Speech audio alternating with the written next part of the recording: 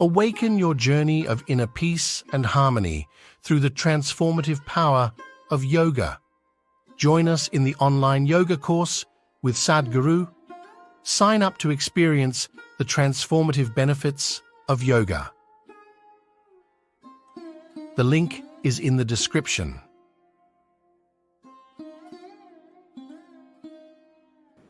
Wife and 2 children, stress, strain and torture. How's that? I don't want you to travel on the path of yoga. Whatever goddamn path you're traveling on, take yoga with you.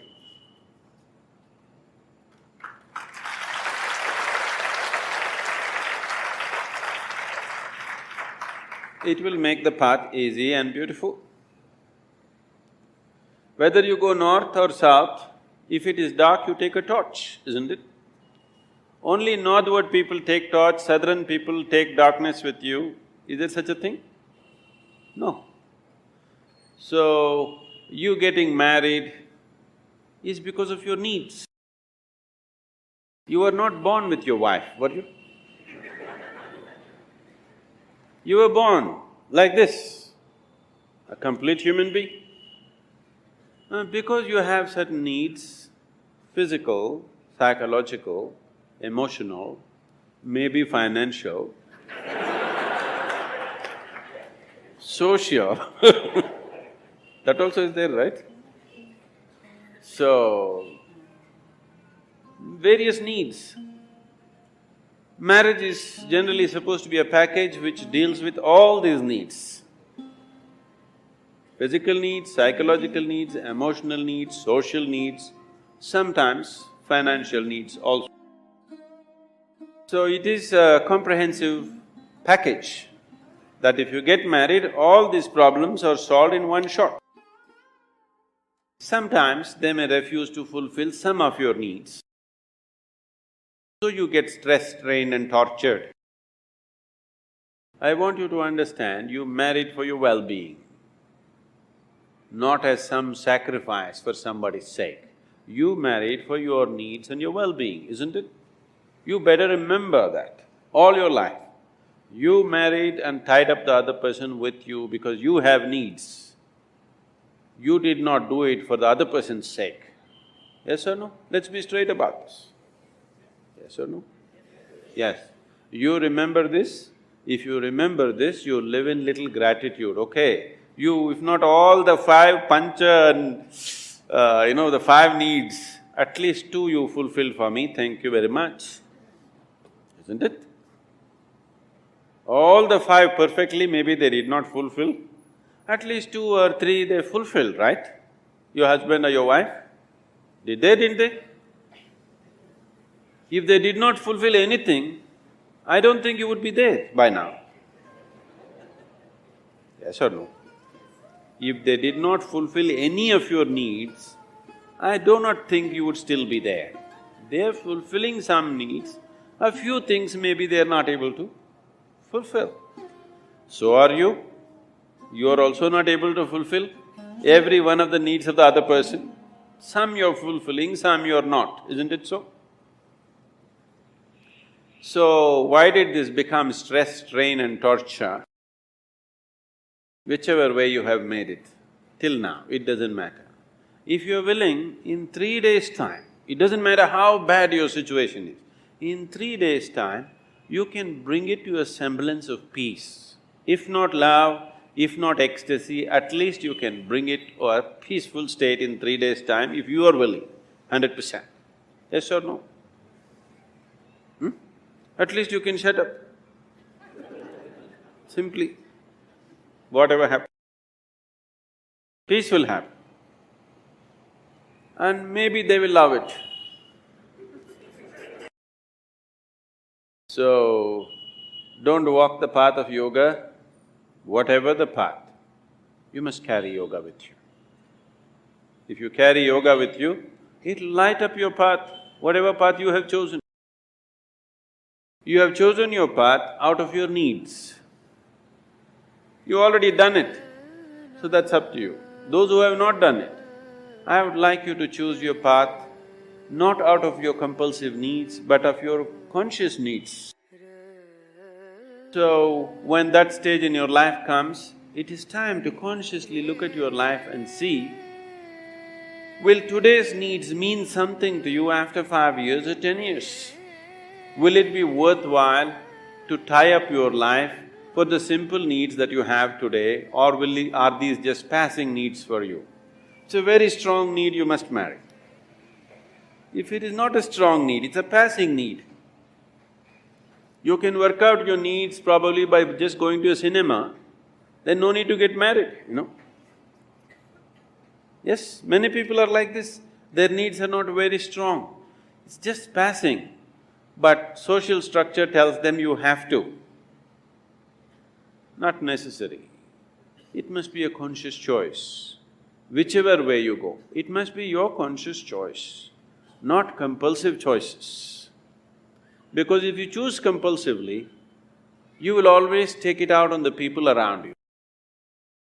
Because you feel like a slave and you don't like it, so you take it out on them and they will take it out on you.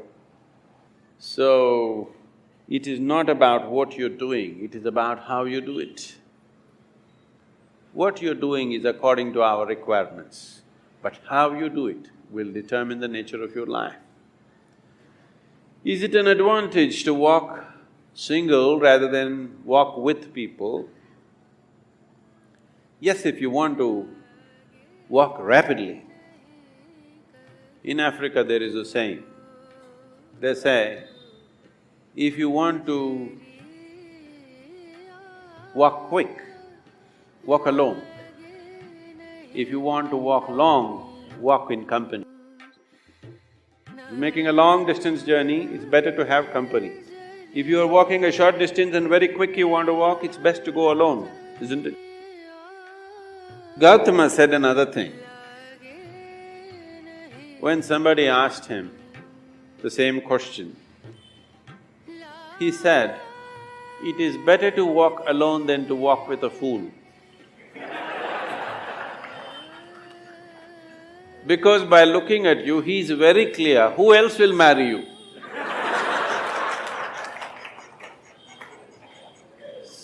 So that is Gautama's way of working. So he said, he's always discouraging people to take company. He said, this life is a brief walk, why do you need company? When you leave this body, it's a long place, there I will be there. This is the offer. But you think life is long. So maybe you need company. If you need company, you take it. But how you conduct this company is very important.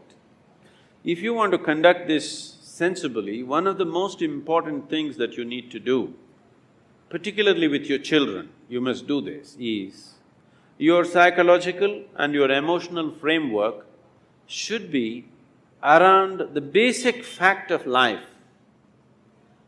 The basic fact of life is that you're mortal. Your psychological and emotional structure should be formed around your mortality. This is most important. If you're constantly aware that this is a brief life, any moment you'll fall dead actually, then you would organize your life and conduct your life in a certain way. When you know time is ticking away, any moment you'll be knocked down, you have no time to get angry with somebody, isn't it? You have no time to fight with somebody here. You have no time to sit there depressed for a long period of time because tick, tick, tick, tick, it's going away. Because your psychological structure is organized around your immortality, because of that, you have lot of time to fight, to be depressed, to be frustrated, to fret, to fume. You have a lot of time. So it's very, very important that everybody organizes their psychological and emotional structure around the mortal nature of our existence. After all, you are just a baton carrier between the last generation and the next generation, isn't it? Yes? For a brief time it's in your hands, this world. Afterwards, somebody else is going to take it. You will see Taking the baton from the previous generation happens in most ugly ways. Handing over the baton to the next generation happens in horrible ways, simply because people's mind is structured around their belief of immortality. They don't see they're mortal.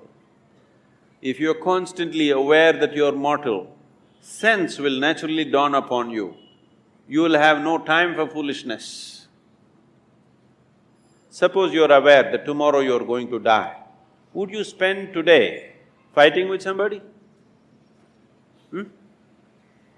Because your time is ticking, isn't it? And your time is ticking even now. Not after a doctor diagnoses you with some horrible disease. Even now it's ticking, isn't it so? If you want to explore the possibility of what this is, the immensity of what this is, then the time is ticking too rapidly. And time is an extremely relative experience.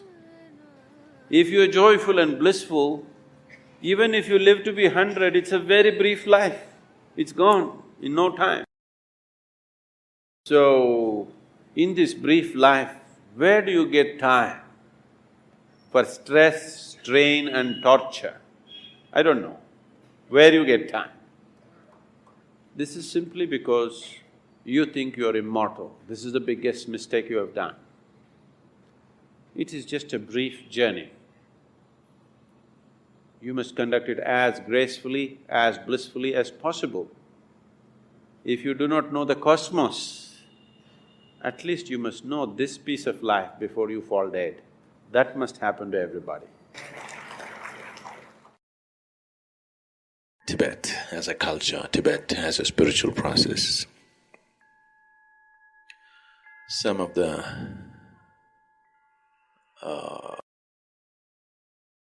all-time greats in this culture have been a combination of spiritual process and occult. I think in the Tibetan culture, Milarepa stands out. So when Milarepa was young, he lost his father. His father had good lands and property and house, but once his father died, his uncle took over and made his young mother and his younger sister and him like slaves in the house and abused them and tortured them in many ways and took over the whole property. So he grew up with great sense of resentment and anger within himself. And when he became a youth, an adolescent, he left the family and went away.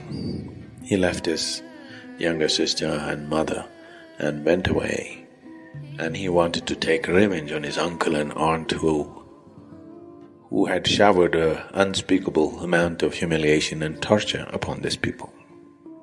So he went to learn occult, and he mastered certain occult processes. And when he came back, after many years, both his mother and younger sister were dead. So he became even more angry. And he waited for an opportune moment when the uncle's son's wedding is to happen, and his uncle invited all his friends. And that day, he used his occult power and brought large hail falling on the house. And they say more than 85 people were killed because of this hail, including his uncle and aunt. The whole place was heaped with hail. And he felt very happy and justified for what he had done.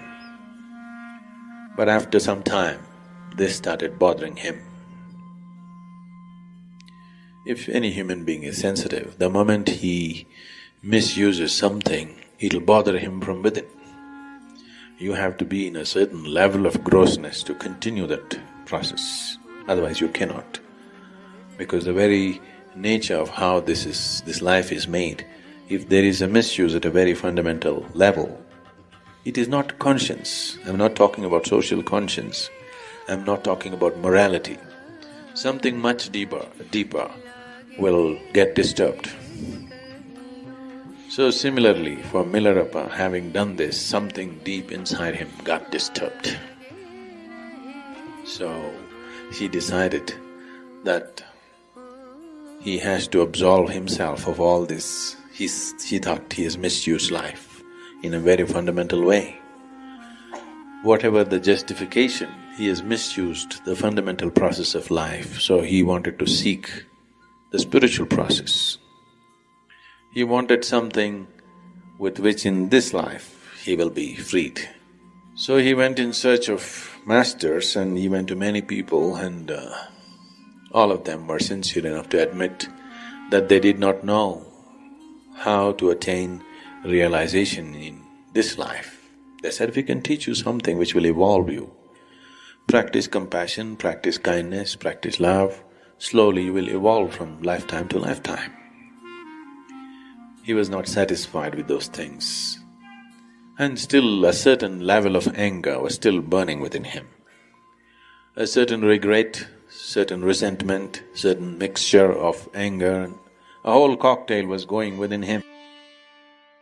So someone at last told him that the only person who could help you this way would be Marpa. So he went in search of him.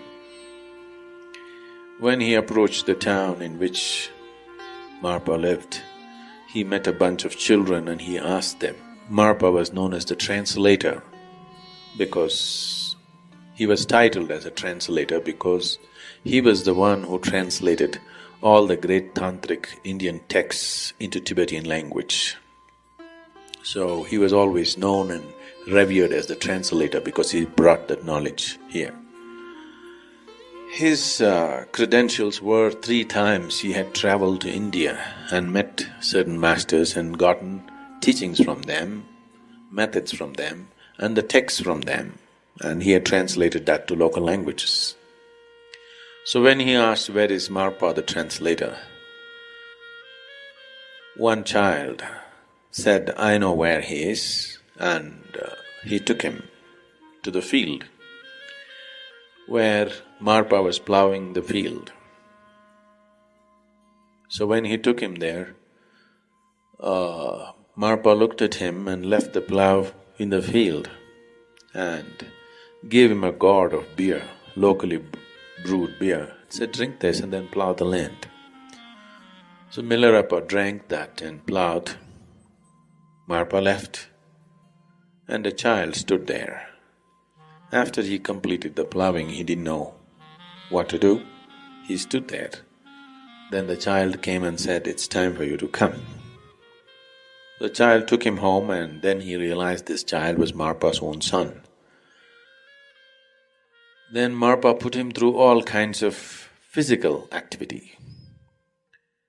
Milarepa bowed down to him and asked him, I want Dhamma from you. That kind of Dhamma. Dhamma means a method or a process which will make me realize and become liberated in this life. I don't want to go to the next one. And also, please be kind enough to give me food and shelter. So Marpa said, you choose. If you want, I'll give you food and shelter. Choose Dhamma elsewhere. Look for Dhamma elsewhere. Or I'll give you Dhamma. You get your food and shelter somewhere else. This is the choice. So Milarepa said, okay, I want your Dhamma, I'll get my own food and shelter. So he went out begging. This is a very spirited man, whatever he does, he little overdoes. So he went out begging and he went far. And he gathered sacks of wheat. He's gathering enough for the whole year so that he can sit here and learn his Dhamma. So he collected a lot, then he sold some of the wheat and bought a copper pot with 4 handles on the side, that's a traditional kind of vessel, to cook his own food. Then this heavy load, very heavy load he carried and walked a long distance back, came into Marpa's house and dropped it with one big boom. Marpa was having his lunch. Halfway through the lunch, he left his lunch, came out and said, It looks like you're very angry. Just now, with your wheat and this vessel, you shook the whole house. It looks like you're out to destroy this house also as you destroyed your uncle's house. Just leave. Enough. Then Milarepa begged, please, you asked me to get my food, I got it. It was too heavy, I dropped it. So Marpa said, nothing doing, you're out. Because you didn't keep the sack right. You threw it down. You're not fit. So you stay out, do chores, plow my field, clean my house, do whatever. For years he did this. So periodically other students came and they were initiated into many things, but Milarepa got not a single initiation, not a single teaching. He did all the hard work. More than 8 years he worked without a single teaching or initiation. Everybody else were coming for a day, they were getting initiated and they're going. But he waited and waited and waited, doing all kinds of hard work. Then one day he came and sneaked in and sat in a satsang like this where he is not supposed to. Marpa was sitting with his eyes closed, so he sneaked in and sat with other students hoping to be initiated. So Marpa was sitting with eyes closed. He picked up his staff, walked with eyes closed and thrashed Milarepa.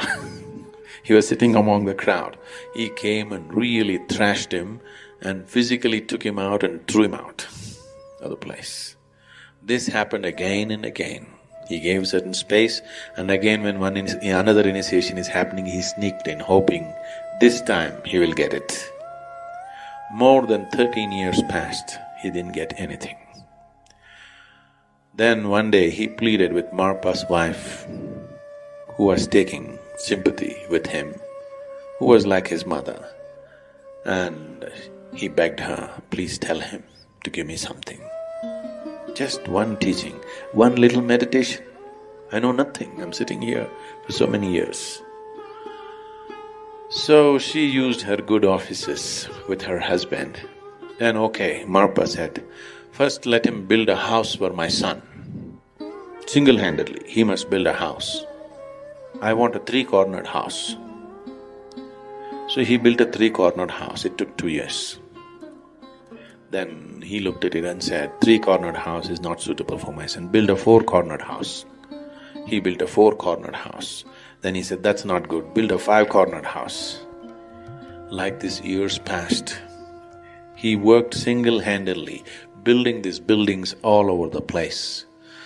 Then he said, that is okay, but I need a 60-foot high tower for my son's house. So he built 60-foot high towers, 4 towers at 4 corners of the house. By then he was aging. Then one day he went and crawled at the mother's feet and asked, please do something, my life is passing away. I have not even been given a single teaching.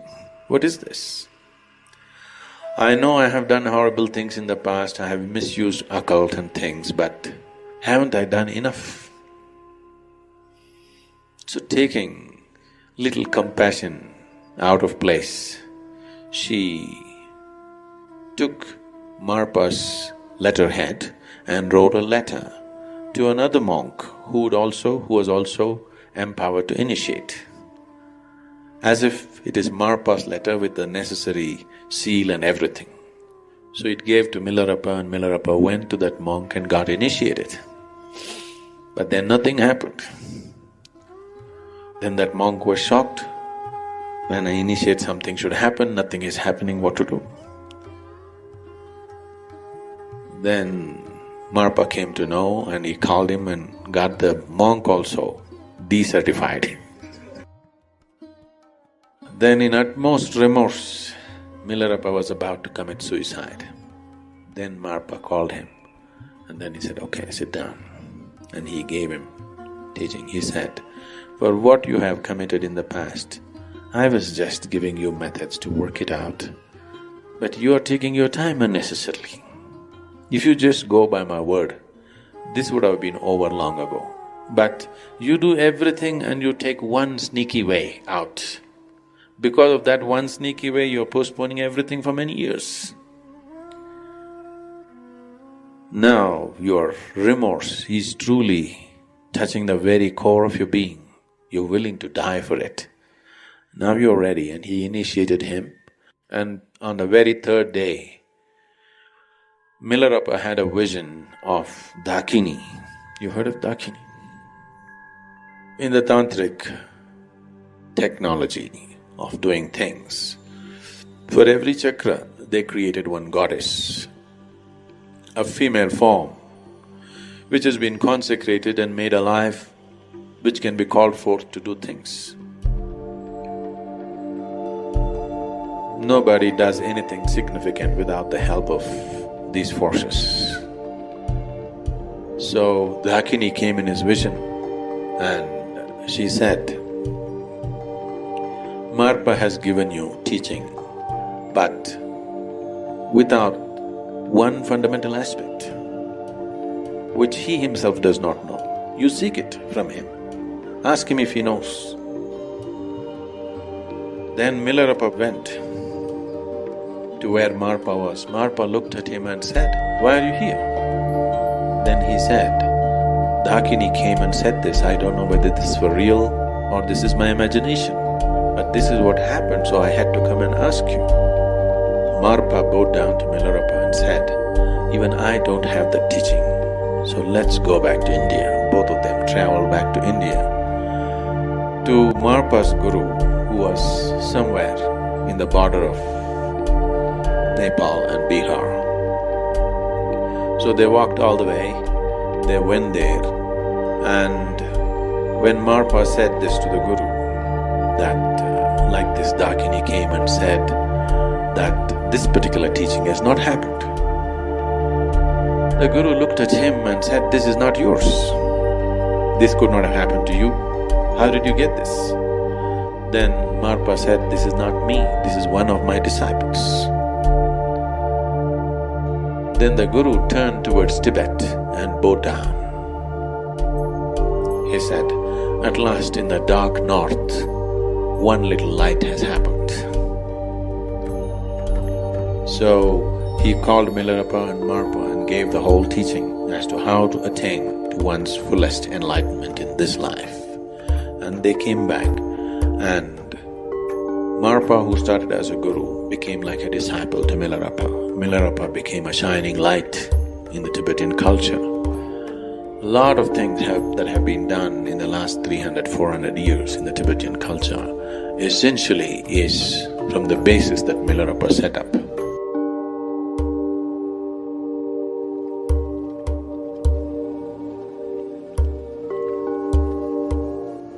Until the next adventure, stay connected for more inspiring content, and don't forget to invite your friends to join us on this journey of learning and evolution.